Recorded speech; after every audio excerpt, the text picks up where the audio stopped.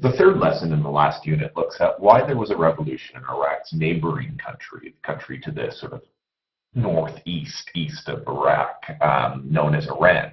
So we're going to look at what happened in Iran between, let's say, about 1950 and 1980 that allowed a government run by the Shah, which is an example of like a monarch or king, to fall and be replaced by an Islamic government run by a man named Ayatollah Khomeini. Now, what is the background to all of this? Okay, in 1979, the Shah, the man here on the right with his wife, the Shah Mohammad Reza Pahlavi, commonly known as the Shah of Iran, left Iran and he never returns. The monarchy that had ruled Iran, and a monarchy that had ruled Iran for over 2,500 years, is replaced by a republic led by an Islamic cleric named Ayatollah Khomeini. Khomeini himself was the head of a protest movement that emerges in the late 1960s, early 1970s to challenge the rule of the Shah of Iran here on your right. By 1978-79, when he's replaced, the Shah had offended just about every sector of Iranian society. And the last 2 years of his rule, 1978 and 1979, were punctuated with incredible violence and protests throughout Iran. Though, it would be probably wrong to assume at this particular point that the reasons for them leaving were solely due to what happened in 1978 and 1979. In reality, the Shah of Iran left Iran because of things that had been building up for decades prior to his eventual abdication in 1979. The first real point to start with is the notion of that in Iran there grew from the 1950s forward strong opposition to the fact that Iran was heavily influenced by foreign powers, the British and the Americans more particularly. In 1951, the Shah ruled or began to rule Iran as a constitutional monarch in a very similar system to the way the British one is structured, only the fact that the Queen in Britain has very little actual power. In Iran, the monarch, in this case the Shah, will have an extreme amount of power in this country. In 1951, the popular prime minister, a man named Mohammad Mossadegh, nationalizes Iran's oil industry, which meant he took it back. And this upset the British, who controlled the Iranian oil industry through what was known as the Anglo-Iranian Oil Company, in many ways a precursor to British Petroleum. Mossadegh himself, the leader, was quite a popular leader because of his sort of pro-Iranian policies, and he insisted on Iranian independence from Britain and the limited powers of the monarchy. Therefore, in 1953, MI6, worried about the expansion of the Mossadegh government and this notion of Iranian independence, coordinates with the CIA, who were operating throughout the Middle East in that time to work against the Russians, to overthrow Mossadegh and reinstate the Shah as the full leader of Iran. And this happens in 1953. Therefore, when Mossadegh, who is popular, is overthrown, the Shah who replaces him as basically the full-on ruler of Iraq gets associated with the hated British and the Americans. The British, of course, because he's doing this ostensibly to protect the Anglo-Iranian Oil Company, and the Americans because they were obviously behind the overthrow of Mossadegh. Iran had, at this point, the third largest oil reserves in the world. And of course, these reserves were mostly British controlled. And this British control over them had been granted by the Shah in thanks, not only in perpetuity, but because they had owned it before, but also in thanks for reinstating the Shah. And therefore, resentment to the Shah grows because of his alliances with the British and then later the Americans. By 1960s and the 1970s, American influence starts to come to dominate Iran. The Shah will invest large amounts of government money in the construction of American-style shopping malls. And these shopping malls, which draw people out to the suburbs, ruin the traditional inner-city bazaars that are very common in the Middle East. And the bazaar merchants who had existed and run their shops in the bazaars, in some cases for hundreds of years, passed down generation through generation, find themselves now going out of business because the money that used to be spent in the traditional bazaars is now moving out to these American-style shopping malls. So amongst the Iranian sort of shop owner class, which is a relatively large part of the population, resentment starts to grow towards the Shah and his sort of American-style modernization program. And the idea that Western influence will come into Iran becomes an unpopular feeling amongst a lot of traditional Iranians. Couple this with the fact that the Shah actually really, sets out on modernizing Iran. He calls the modernization program, which leads to massive dissatisfaction, is really the second reason why opposition to him grows, the White Revolution. And he launches this in 1963. And during the White Revolution, he sets about trying to do land reform, reorganizing the land so that the people have better access to irrigation, etc., that people have better access to fertile land that can grow more food. Another big component of land reform was the sort of redistribution of land amongst the peasants. What ended up happening in reality was that peasants received only tiny holdings of land, and these holdings of land were barely sufficient to support their families. So in other ways, they were no better off than they had been as landless laborers, because in either way, now that you own the land, you can barely afford to feed your family, and now if you didn't own the land, you could barely afford to feed your family. Now you just have more work to do. So the peasants just felt really ripped off. That land reform didn't promise them, or sort of the promised land reform really never helped them out. In sort of industrial expansion, for instance, most of the industrial expansion centered around getting electricity and things like that to the towns, but still under the Shah's modernization program, most of the rural towns didn't have electricity, piped water, roads, or other basic services. The healthcare system in Iran. Iran still had one of the highest infant mortality rates in the world, even though it was one of the sort of wealthiest oil-producing companies in the world. It was still very backwards in terms of health. Doctor-patient ratios in Iran were some of the worst in the Middle East.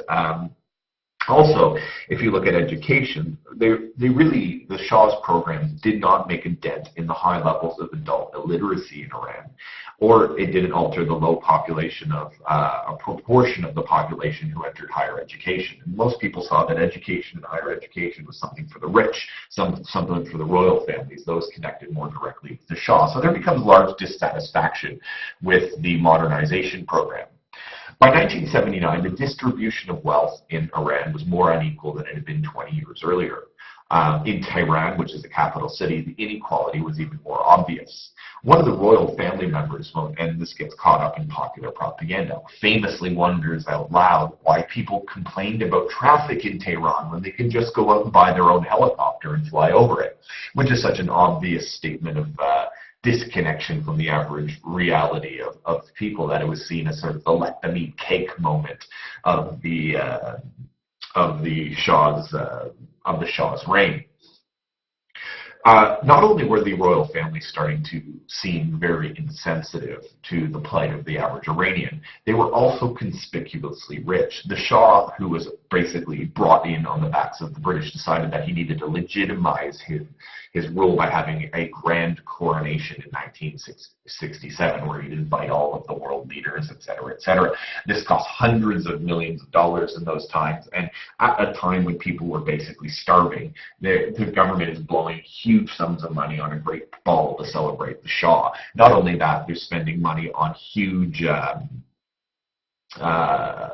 monuments to themselves to celebrate their achievement. The most famous one, of course, is the Shayad Square monument in the middle of Tehran, which becomes sort of the popular gathering place of protest in 1978 and 1979. Those opposing the Shah started to compare the poverty and unemployment in Iran with the vast sums of money also spent on the military. Iran had gone about in this time to using a lot of the money that they had made from the oil to build one of the largest armies in the Middle East. It had one of the largest navies, or the largest navy of any power in the Middle East, and especially around the Persian Gulf. It had the largest air force in Western Asia, topping that of India, topping that of Pakistan, countries that are much bigger and much more populated.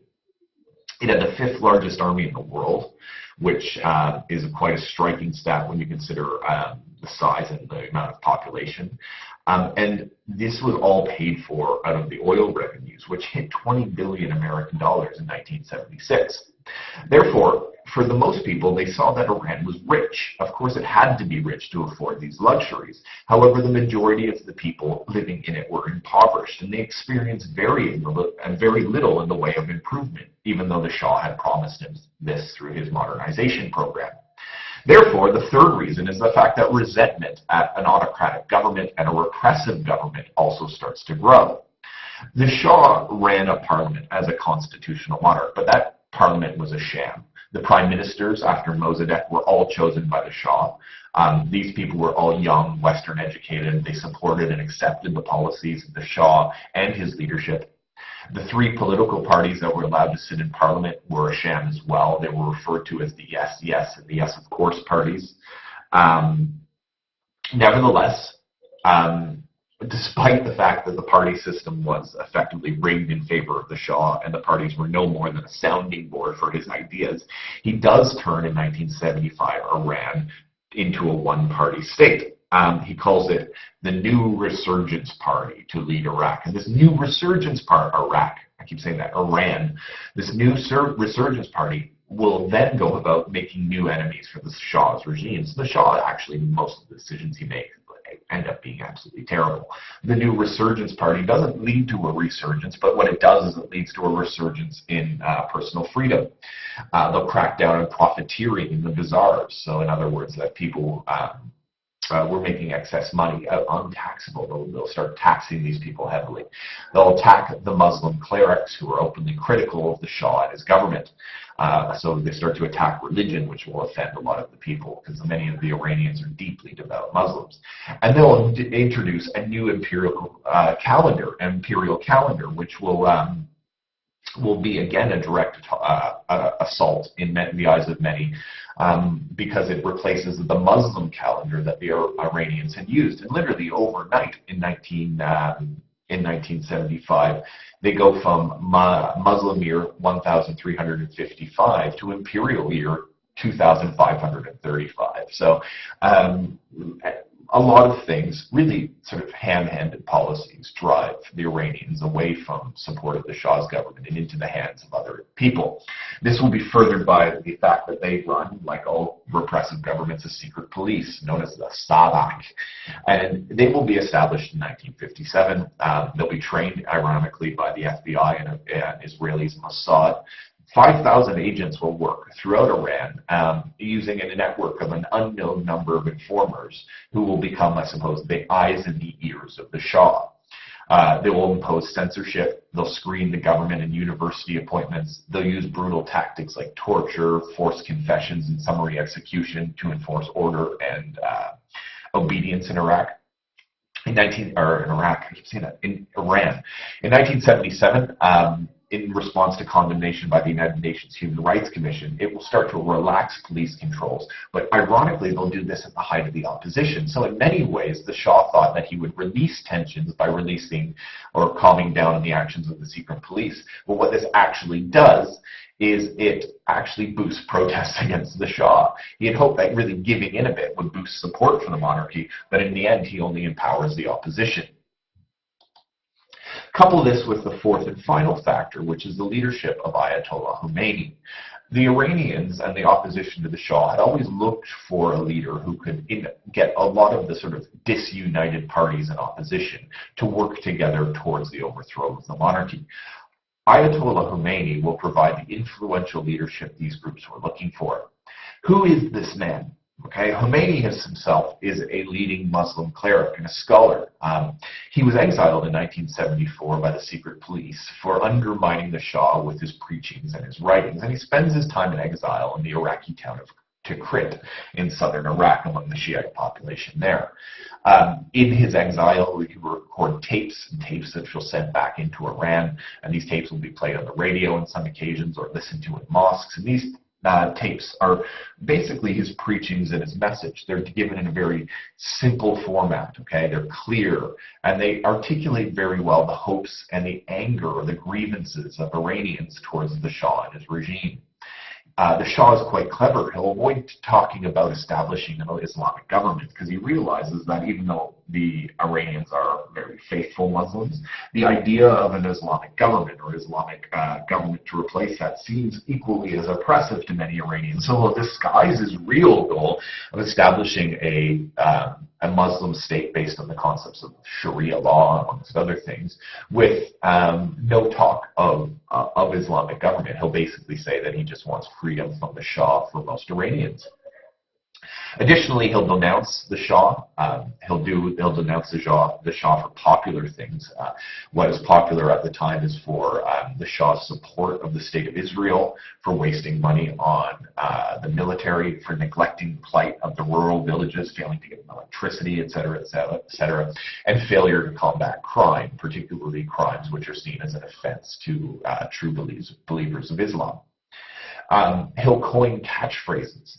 He's smart. He realizes that people can use, and when they're protesting, need short, sharp catchphrases to gather and coalesce the support of the people. They'll coin a number of these that can be used on street signs and on street slogans to protest the monarchy. Khomeini will spend the last few months of his exile in late 1978 and 1979 in France. And from France, he will then direct the final stages of the revolt against the Shah. Khomeini, who's becoming sort of a national figure and getting a lot of airtime on Western TV, makes it very clear that he would not return to Iran and incite a rebellion. He would only return and lead the people if the Shah left the country and the people wanted him to. And on the February 1st, 1979, as protests mount in Iran against the Shah, and the Shah realizes that his time is up, the Shah steps down in January, and on February 1st, 1979, he returns to Iran, and he's welcomed by 3 million people who greet him at the airport. Over the next 10 days, he, as leader now of Iran, will destroy the Shah's dynasty. The army will declare itself neutral. In other words, it won't support Ayatollah, but it won't support the Shah, so the Shah can't use the army to crush this new protest. Street fighting among supporters of Ayatollah Khomeini will remove any sort of defenders of the old regime. Thousands and thousands and thousands of people will appear on the streets to celebrate basically a popular revolution and a replacing of a 2,500-year-old monarchy with what is now going to become an Islamic state. And they do this with a lot of bloodshed. There was some bloodshed, but much less than you'd think. Now, here is Khomeini returning, and I thought as we sort of see him getting off this Air France flight on the 1st of February 1979, I could share with you some of his slogans that made him so popular. One of them was, "Islam represents the slum dwellers, not the palace dwellers. The poor die for the revolution. The rich plot against the revolution." Another one is, "Islam will eliminate the class differences." His last is, "Islam. In Islam, there will be no landless peasants." All things people can get behind, which made Ayatollah Khomeini very popular, but which also pits him in the Middle East against the Iraqis, who we've learned about the last lesson, a country which has a very different type of ruler. Now, the tensions between Iran and Iraq will grow almost instantaneously. And in the next lesson, we'll learn why Iran and Iraq end up at war with each other in 1980.